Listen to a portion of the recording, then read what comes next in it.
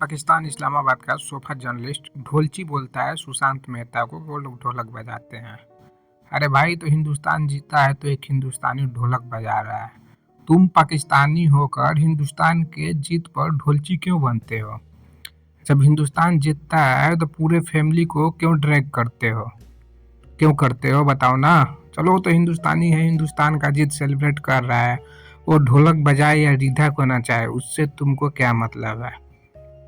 उससे तुमको क्या मतलब है? वो ढोलक बजाए सुशांत मेहता या तुम्हारी वाइफ को नचाए, उससे क्या दिक्कत है? तुम्हारी बाजी को तो नहीं नचा रहा है ना? तुम्हारी बाजी का ढोलक तो नहीं बजा रहा है ना कि तुमको प्रॉब्लम होता है? तुमको हर एक इंडियन यूट्यूबर से प्रॉब्लम है। डब्बू ये कर रहा है, सुशांडू ये कर रहा है, विक्रांडू ये कर रहा है, गवास्कर ये कर रहा है, आकाश चोपड़ा ये कर रहा है, रॉबिन उत्थापा ये कर रहा है। बेटा, सारा दुनिया का ठीका एक मोहसिन अली लेकर ही बैठा है क्या इस्लामाबाद में सोफा पर? बताओ ना भाई, ये चीज का हमको जवाब देना। पूरी दुनिया का फिक्र सिर्फ और सिर्फ तुम्हें ही है। बेगानी शादी में अब्दुल्ला दीवाना, ये डायलॉग तुम्हारे ऊपर फिट बैठता है। हिंदुस्तान का क्रिकेट तुम्हारा क्या लगता है?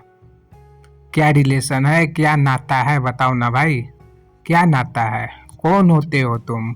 हिंदुस्तान जब भी मैच जीतता है, अली जाकर बड़ा केक लाओ, और इसका ये जो मोटा बेटा है बैठ कर देखता है कि आज हिंदुस्तान जीत गया है, कितने लोग लाइव आए हैं।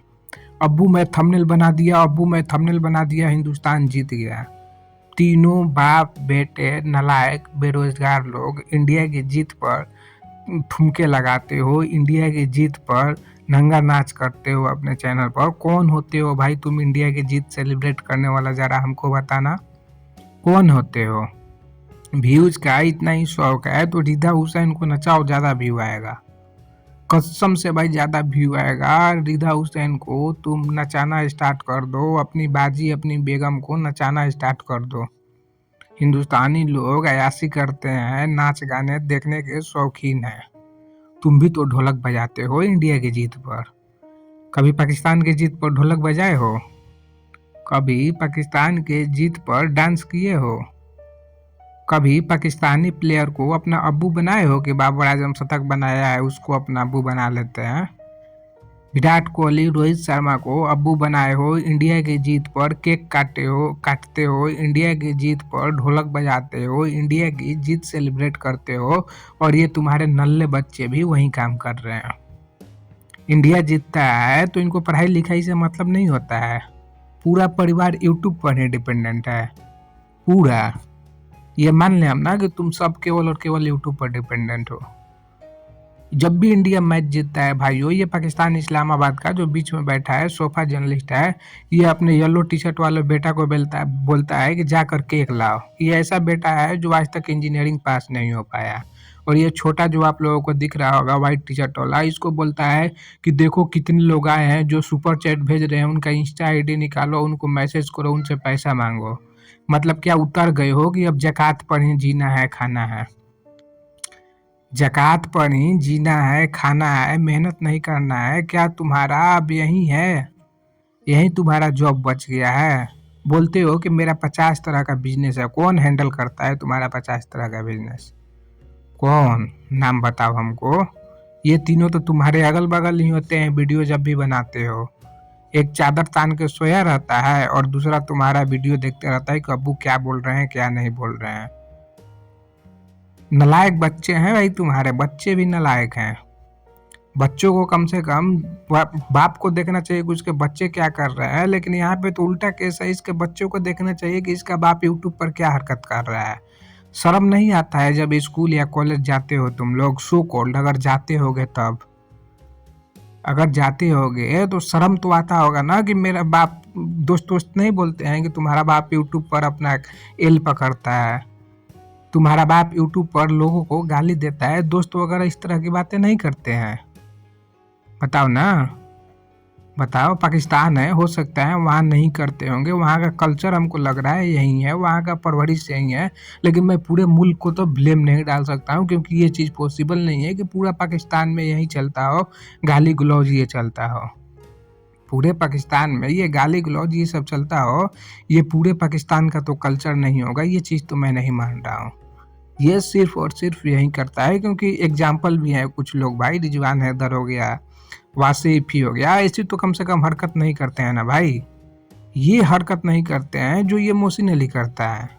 और ये धरती पर जितने भी धर्म है अपने आप को उसका मसीहा समझता है, उसका ठेका लेकर बैठा हुआ है मोहसिन अली।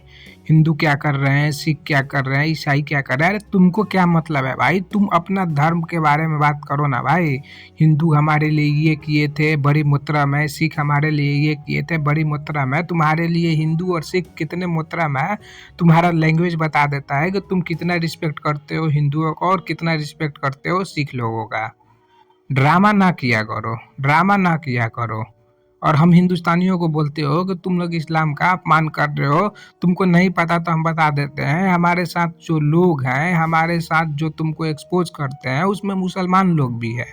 और उन लोगों से पूछना कभी आज तक उनके साथ में हम लोगों का कुछ ऐसा बात हुआ है कि हम हिंदू हैं तुम मुसलमान हो। भाई सबका अपना अपना प्यारा है, सब अपना अपना काम कर रहे हैं, हम तो बोलते भी नहीं है, पूछते भी नहीं है। और हम लोग ये भी नहीं देखते कि ये मुसलमान है तो इससे ये करो, ये हिंदू है तो इससे ये करो, इससे वो व्यवहार करो, वो व्यवहार करो। ये सिर्फ तुम पाकिस्तान में करते हो कि जिस गिलास में हिंदू पानी पी लेता है उस गिलास में पाकिस्तान का मुसलमान पानी नहीं पीता है। ये सिर्फ पाकिस्तान में होता है, ये हिंदुओं में नहीं होता है। ये हमारे यहाँ हिंदुस्तान में नहीं होता है। सॉरी मैंने हिंदुओं बोल दिया, हमारे यहाँ हिंदुस्तान में नहीं होता है। हमारे कॉलेज में 3-4 इस्लामिक दोस्त थे, मुसलमान दोस्त थे, आज भी उनसे बात होता है, साथ बैठकर हम लोग खाना भी खाए हैं। और साथ बैठकर क्या-क्या किए हैं ये तो यहाँ पे नहीं बता सकते हैं, लेकिन कभी अगर मैं यूट्यूब पर भविष्य में कभी भी अगर मैं लाइव आया, कभी उन लोगों से मुलाकात हुआ, तो मैं सीधे बात करवा दूँगा। जो तू हिंदू मुसलमान का फसाद कराना चाहता है हिंदुस्तान में कि दोनों अलग हैं, बेटा सिर्फ वो पॉलिटिक्स और टीवी पर दिखता है कि दोनों अलग है। साथ में हम लोग रहते हैं। कोई भी मुसलमान हिंदुस्तान में ये नहीं बोलेगा कि हमको यहाँ रहने से दिक्कत है।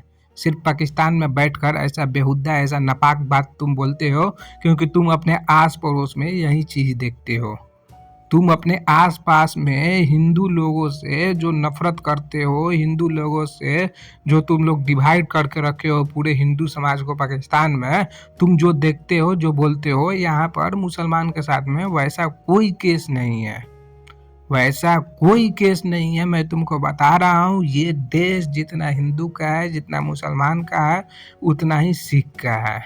हम लोग को बचपन में बम फोड़ने के लिए ट्रेनिंग नहीं दिया जाता है। तुम्हारे पाकिस्तान में 4 साल 5 साल के बच्चे से पूछेंगे तो उनके माइंड में जहर भर दिया जाता है हिंदुओं के खिलाफ।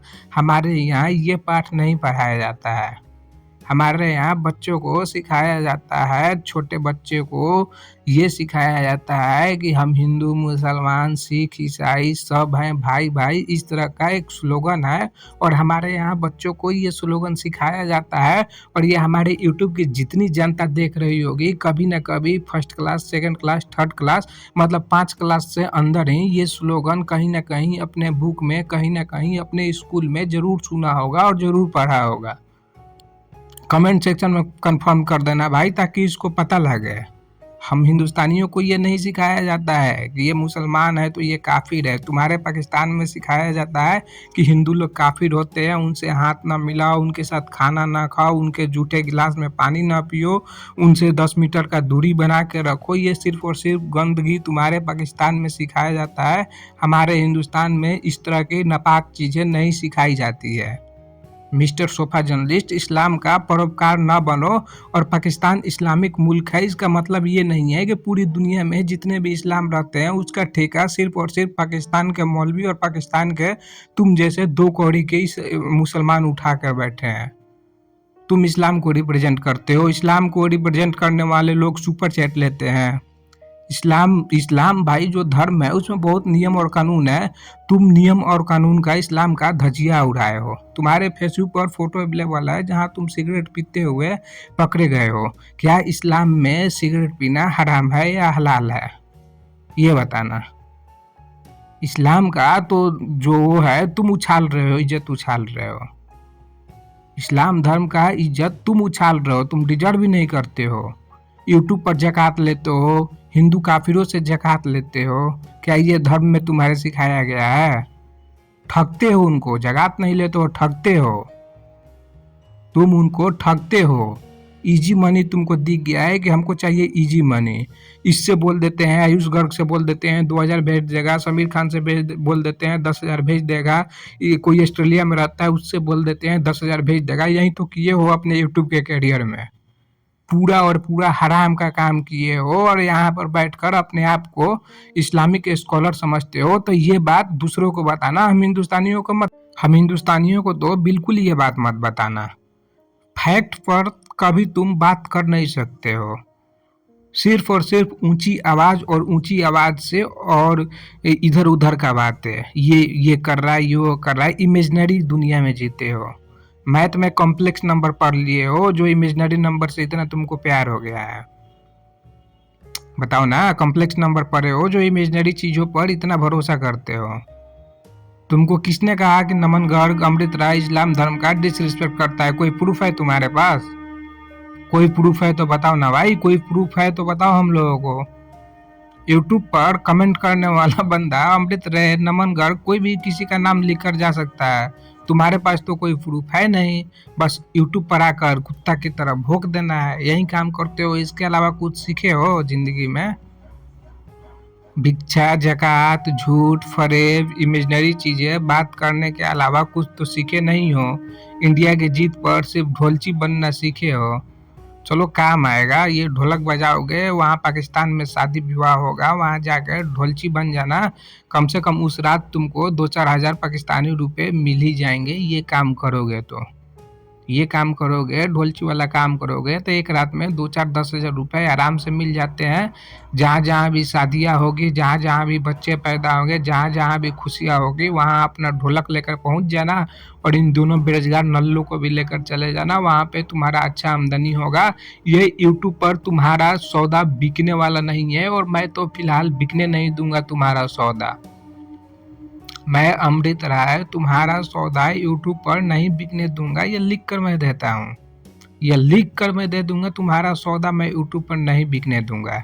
एक एक बात का काउंटर करेंगे, एक एक बात का काउंटर करेंगे और हिम्मत है तो मेरा एक बात का जवाब दे दे, एक बात का जवाब दे देना भाई। अपने आप को इस्लामिक स्कॉलर समझता है, तुम यूट्यूब पर जितना काम किया है सारा इस्लाम के खिलाफ है, सारा इस्लाम के खिलाफ है। फ्लड रिलीफ फंड के लिए पैसा चैरिटी के रूप में लिया और उससे अपने बच्चों को आईफोन दिला दिया, उससे अपने बच्चों को आईफोन दिला दिया। जो पैसा तुमको, जो फ्लड के विक्टिम थे उनके लिए लोगों ने भेजा था, हिंदुस्तानी लोगों ने भेजा था, उस पैसा को खा गया। उनके रूह से और उनके थी से डरो भाई, उनके रूह से डरो। पैसा कहाँ के लिए दिया गया था, पैसा कहाँ इस्तेमाल कर गया। लोगों से ठगी करता है और इधर आकर बकवास करता है कि मैं बहुत बड़ा हुआ हूँ। चुतिया हो, चुतिया ही रहोगे पूरा जीवन। तुम कुछ नहीं कर सकते, सिर्फ और सिर्फ हिंदुस्तान क्रिकेट की चाट सकते हो और 2 दिन बाद हिंदुस्तान को, हिंदुस्तानियों को गाली दोगे। इसके अलावा तुम्हारे पास कुछ नहीं है, जीरो।